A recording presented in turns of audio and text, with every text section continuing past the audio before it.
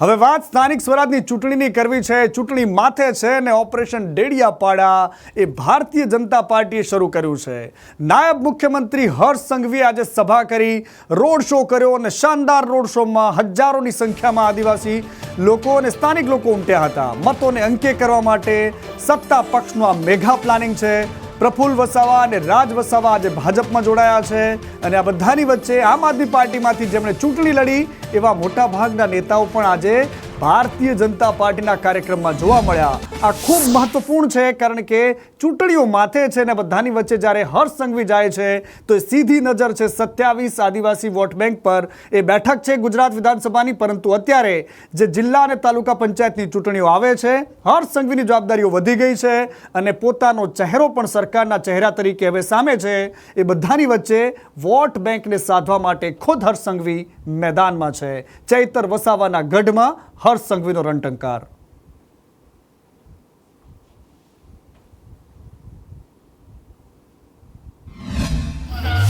અમે આદિવાસી વિસ્તારોમાં બીજા નવા ટાવરો ઊભા કરવાનો નિર્ણય લીધો છે।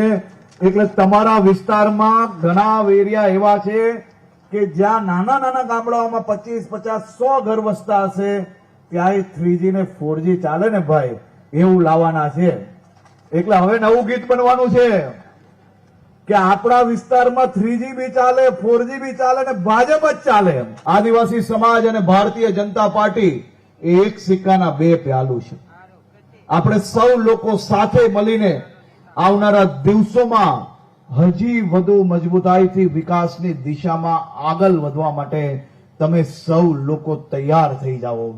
આ ઝડપને ડબલ ઝડપે ચલાવવા માટે આ ડબલ એન્જિનની સરકાર તૈયાર છે કે જો સાચી હકીકત જાણવી હોય તો સમાજના 70 વર્ષ ઉપરના વડીલોને જઈને મળો કે તમારી સાથી પાર્ટીની કોંગ્રેસની સરકારે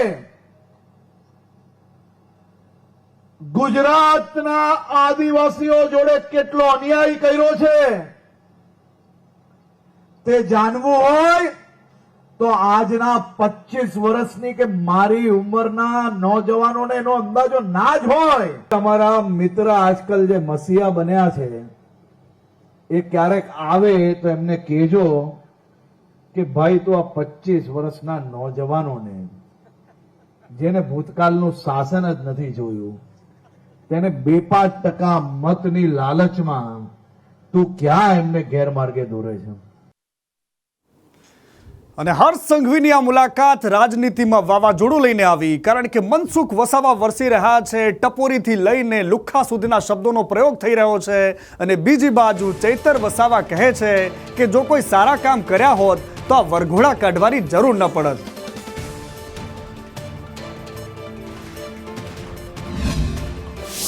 ઇન્ટેલ વિસ્તારોની અંદર પણ સારામાં સારી સ્કૂલો, જે શહેરી વિસ્તારની અંદર જે સ્કૂલો હોય એવા પ્રકારની પ્રાથમિક સ્કૂલો બને છે। અને પેલો ધારાસભ્ય ડફોડ એને ખબર નથી, એને જોવું જોઈએ કે ભાઈ આ સ્કૂલો તમે જો, આ શિક્ષકોની ઘટ છે માનીએ છીએ, ઓરડાની ઘટ છે અમે માનીએ છીએ, સમયની સાથે બદલી થાય પણ સતત એને દેખાતું જ નથી। આટલી સુંદર પ્રાથમિક શાળાઓ બની છે।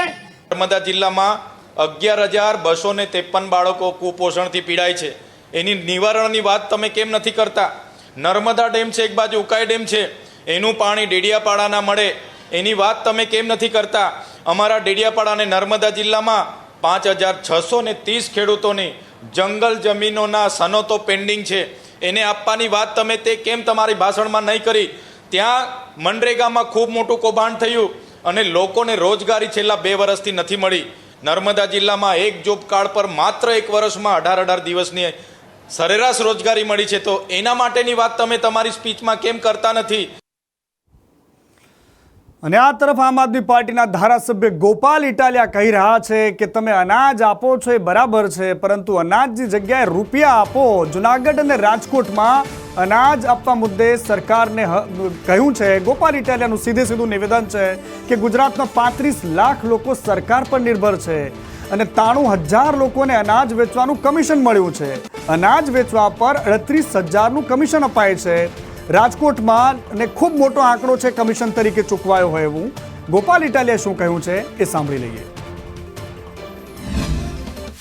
ગુજરાતની અંદર 35 લાખ કુટુંબો, વ્યક્તિ નહીં, કુટુંબ, 35 લાખ કુટુંબોને 1 કિલો મીઠું, કિલો સિંગતેલ, ચણાની દાળ, ચોખા, ખાંડ, ઘઉં આવું આપવું પડે છે. એટલે આ સરકાર નથી, અહીંયા ગુજરાતની કરિયાણાની દુકાન છે મોટામાં મોટી, હોલસેલર, અને અહીંથી પછી ડિસ્ટ્રીબ્યુટ કરીને નીચે માલ સપ્લાય કરે. વિકાસ નથી. 93,833 લોકોને સરકારી અનાજ વિતરણ કરવા બદલ દુકાનદારને 1,03,82,000 રૂપિયાનું પેમેન્ટ ચૂક્યું. હવે માલ ચૂકવો કોડીનો અને કિંમત આપી કરોડોની. માત્ર રાજકોટ અને જુનાગઢ 2 જ જિલ્લામાં છેલ્લા માત્ર 2 વર્ષમાં 50 કરોડ કરતા પણ 52 કરોડ કરતા પણ વધારે રૂપિયા માત્ર કમિશન પાછળ ચૂકવવામાં આવ્યા. અને આ તરફ વડોદરાની ડેરીમાં દૂધિયું રાજકારણ ઉભરા લઈ રહ્યું છે, કારણ કે 13 બેઠકો પર 55 ઉમેદવારો મેદાનમાં છે. બરોડા ડેરીની ચૂંટણી થવાની છે. ફોર્મ ભરવાની મુદત આજે પૂર્ણ થઈ ગઈ છે અને 28મીએ થશે ફોર્મની ચકાસણી. 7 તારીખ સુધીમાં ફોર્મ પરત ખેંચી શકાશે. ઝોન 11માં એક જ ફોર્મ ભરાયું છે, પરંતુ આ બધાની વચ્ચે રાજનીતિ જબરદસ્ત છે. કુણાલ શર્મા મારી સાથે ફોન લાઈન પર જોડાયા છે. કુણાલ, ભારતીય જનતા પાર્ટીના નેતાઓ જ એકબીજાની સામે ટાંટિયા ખેંચમાં લાગ્યા છે ડેરીની સત્તા હાંસલ કરવા માટે. કયા પ્રકારની રાજનીતિ રમાઈ રહી છે? કુણાલ, મનીષો, જે રીતે 13 બેઠક પર ચૂંટણી યોજાવાની છે 18મી માર્ચે, અને 13 ડિરેક્ટરોની બેઠક પર ચૂંટણી માટે 55 જેટલા ઉમેદવારોએ હાલ ફોર્મ ભર્યા છે. સૌથી વધુ જે ફોર્મ છે તે સાવલી ખાતેથી ભરાયા છે, જેમાં આજે 6 જેટલા ઉમેદવારોએ ફોર્મ ભર્યા છે. જેમાં આજે કુલદીપસિંહ રાહુલજી છે કે જે કોંગ્રેસમાંથી ભાજપમાં આવ્યા છે, અને તેમને હરાવવા માટે 6 જેટલા ધારાસભ્યો એકજૂથ થયા છે. જોકે મેન્ડેટ કોને મળશે એ પછીની વાત છે, પરંતુ સૌથી મહત્વની વાત છે કે ઝોન 11 જે નસવાડીમાં લાગે છે ત્યાં એકમાત્ર જીપી સોલંકીએ ફોર્મ ભર્યું હતું કે જેઓ ડેરીના વાઇસ ચેરમેન છે, અને તેઓ હવે આગામી 7 તારીખ પછી બિનહરીફ જાહેર થાય તેવી આ શક્યતાઓ જોવામાં આવી રહી છે. ત્યારે હવે આગામી ચૂંટણી જે 12 ડિરેક્ટરો માટે થશે તેમાં કોણ જીતે છે અને કોનું શાસન રહેશે તે જોવું રહ્યું. બિલકુલ કુણાલ, આભાર આપનું સમગ્ર માહિતી માટે. પરંતુ રાજનીતિ એ જબરદસ્ત વસ્તુ છે, પોતાની હોય પારકાની હોય, પરંતુ એમાં પોતાનો અવાજ ચોક્કસથી રહી જાય છે. સાવજ ડેરીની વાત કરવી છે. સાવજ ડેરી એટલે કે સૌરાષ્ટ્રની જુનાગઢની એ ડેરી, અને અહીંયા દિનેશ ખટારિયા એ ડેરીના ચેરમેન છે. તેઓ હૈયા વરાળ ઠાલવી રહ્યા છે. કહી રહ્યા છે કે ખભે બેસાડીને અમે ધારાસભ્ય બનાવ્યા, પછી પણ એ જ કાગા રોળ છે. આગામી ચૂંટણીને લઈને કાર્યકર્તાઓને તૈયાર રહેવા માટે આહવાન કર્યું છે. નામ લીધા વગર જવાહર ચાવડાની ઉપર નિશાન તાકવામાં આવી રહ્યું છે. એકલ દોકલ વ્યક્તિ આખી પાર્ટીને ડિસ્ટર્બ કરે છે. આખી પાર્ટીને ડિસ્ટર્બ કરે તો માફ ન કરવા જોઈએ. પોતાનો ઈગો રાજકીય સ્વાર્થ માટે ડિસ્ટર્બ કરે છે. આ પ્રકારનું નિવેદન એમણે જાહેર મંચ પરથી આપ્યું છે. કે અમુક આગેવાને મારે કોઈના નામ માથે નથી પડવું, કે પોતાના ઈગો માટે કે પોતાના રાજકીય માટે નાના કાર્યકર્તાને, તાલુકા જિલ્લાના આગેવાનને ડિસ્ટર્બ કરીને ગાંધીનગરની અંદર નેતાઓના પગમાં ફિલ્ડિંગ મિત્રો ભરતા મેં જોયા છે. લગભગ તો બહારથી જ આવીને નીકળ્યા અમે ખંભે બેહાડી. બરાબર, હજુ ખોટું? જેટલા લોકો ક્યાંયથી આવે એના માટે હજ થઈને જવાનું, લડી લેવાનું, ધારાસભ્ય બનાવી દેવાના, અને ધારાસભ્ય બને પછી પાછી એની કાગળ સાંભળવાની. અને આજે ગુજરાત વિધાનસભામાં મોટા કદના નેતા મતલબ હાઇટમાં પણ મોટા કદના નેતાએ જીતુ વાઘાણીને પોતાની ઊંચાઈને લઈને તકલીફ પડવા લાગી. ગૃહમાં ટેબ્લેટમાં જોવા માટે નીચા નમવું પડે છે. કાગળ લઈને વાંચવા માટે અધ્યક્ષની મંજૂરી માંગી છે. ઊંચાઈ વધારે છે અને ટેબ્લેટ નીચા પડે છે તેવી તકલીફ વાઘાણીને થઈ રહી છે. કોંગ્રેસના ધારાસભ્યએ ઊંચાઈને લઈને રમૂજ કરી. તમારી ઊંચાઈ તો કાપી શકાશે નહીં એવું શૈલેષ પરમારે કહ્યું છે. શૈલેષ પરમારને જીતુ વાઘાણીએ જવાબ આપ્યો. એમણે કહ્યું કે અહીંયા મારી શારીરિક ઊંચાઈની વાત છે, પોલિટિકલ ઊંચાઈની વાત નથી કરતા.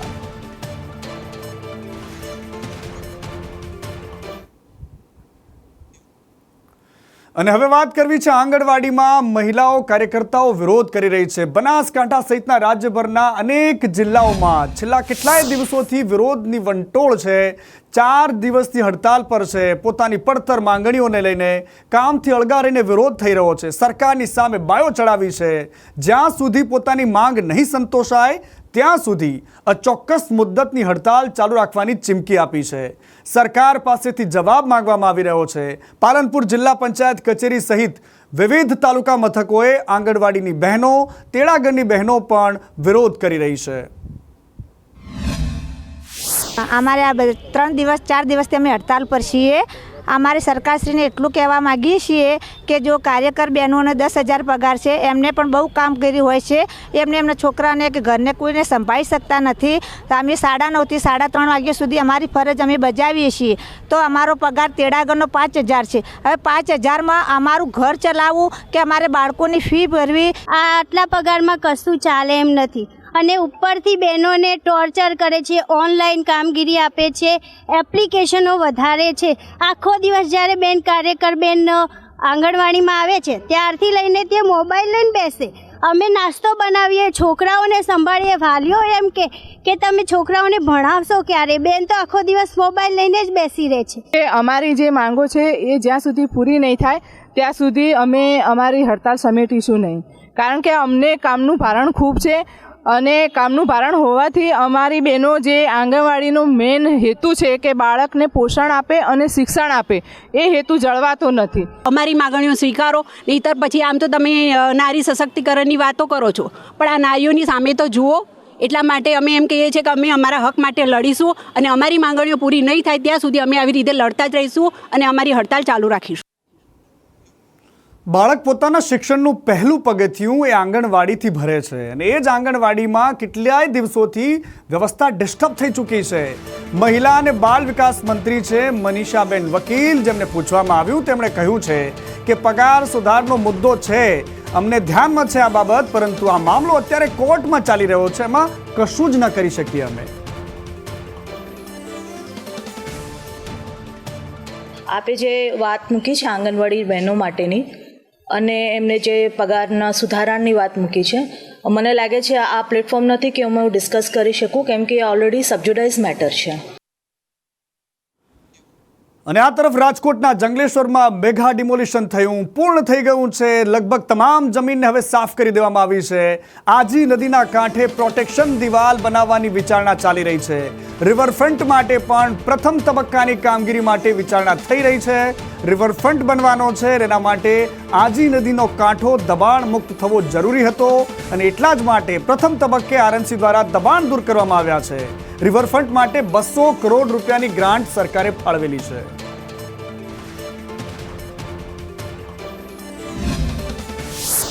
રાજકોટના ઇતિહાસમાં જંગલેશ્વરનું સૌથી મોટું ડિમોલેશન સફળતાપૂર્વક અને શાંતિપૂર્વક પૂર્ણ થયું છે, પરંતુ હવે સૌથી મોટો પડકાર એ છે કે આ ડિમોલેશનવાળી જગ્યાએ શું બનશે। પરંતુ બીજી મોટી વાત એ છે કે ડિમોલેશન જ્યાં આજી નદીના તટમાં થયું છે, હું તમને આખો વિસ્તાર બતાવીશ। આ આખા વિસ્તારની અંદર આજી રિવરફ્રન્ટ માટેનો પ્રથમ તબક્કો છે તે શરૂ થવાનો છે। જો કે આ માટે કોર્પોરેશનના તંત્રએ મોટી કવાયત હાથ ધરવાની બાકી છે। ત્યારબાદ આજી નદીના તટની અંદર ફેલાયેલો આ આખો સેંકડો ટનનો કાટમાળ છે એ ખસેડી લેશે અને ત્યારબાદ ખસેડાયા બાદ અહીંયા રિવરફ્રન્ટ માટેની પ્રથમ તબક્કાની જે કામગીરી છે એ શરૂ થશે। આ માટે રાજ્ય સરકાર દ્વારા કોર્પોરેશનને 200 કરોડ રૂપિયાની ગ્રાન્ટ પણ આપી દેવામાં આવી છે। એટલે હવે આશા લાગી છે કે આ ગ્રાન્ટનો ઉપયોગ અહીંયા રિવરફ્રન્ટ માટેની કામગીરી શરૂ કરવા માટે થશે। કેમેરામેન માધવ ભટ્ટ સાથે મયુર સોની, સંદેશ ન્યૂઝ, રાજકોટ। અને આ તરફ દ્વારકામાં ફૂલડોલ ઉત્સવ ઉજવવાનો છે અને પહેલા જ ડિમોલિશનની કામગીરી ચાલી રહી છે। સતત બીજા દિવસે દબાણો પર બુલડોઝર ફરી રહ્યું છે। હાઈવે ઓથોરિટીની જગ્યા પરના દબાણો હટાવવામાં આવી રહ્યા છે। હાથીગેટથી ઇસ્કોન ગેટ સુધીના દબાણો પર બુલડોઝર ફરી રહ્યું છે। સરકારી જગ્યા પર દબાણ છે અને તમામને નોટિસ ફટકારવામાં આવી છે। બુલડોઝર પોતાના ફૂલ એક્શન ગેરમાં છે। फुलदोज की तैयारी को ध्यान में रखते हुए द्वारका में तकरीबन 6 से 7 लाख लोग आने की संभावना है आने वाले 7-8 दिनों में।